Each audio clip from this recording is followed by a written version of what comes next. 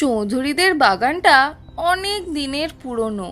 সেখানে কত বড় বড় গাছ, কত ফল, ফুল আর পাখি। চৌধুরী পরিবারের সবাই এখন বিদেশে। তাদের বাড়ির লাগোয়া বিশাল বাগানখানা খোলায় পড়ে থাকে। প্রতিদিন পাড়ার কচি কাচার দল দুপুর থেকেই জড়ো হয় বাগানে। কত রকম খেলা তাদের। কেউ গাছে ওঠে, কেউ দোল খায় ডালে, কেউ বা প্রজাপতির পেছনে ছোটে। কেউ আবার পাখিদের সুর নকল করে ডেকে ওঠে। গাছের পাখির দলও এদের চেনে।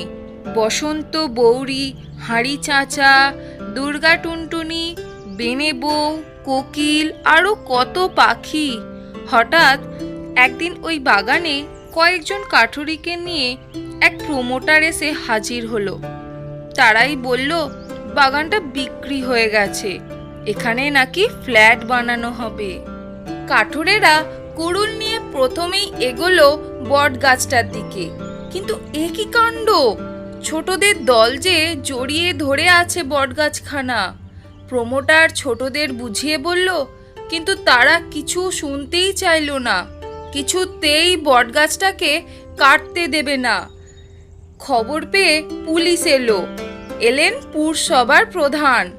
তিনি ছোটদের কথা দিলেন যে তাদের প্রিয় বাগানটা তিনি নষ্ট হতে দেবেন না। ঠিক হলো বাগানটার দায়িত্ব নেবে পৌরসভা। আরও অনেক গাছ লাগিয়ে তা ভরিয়ে তোলা হবে। বসবে আরও দোলনা। হইচই পড়ে গেল ছোটদের মধ্যে। গাছের পাখিরাও নিজের নিজের সুরে ডেকে উঠল আনন্দে। ছোটরাও তাদের সুরে সুর মেলালো। খুশিতে ঝলমল করে উঠল গোটা বাগান।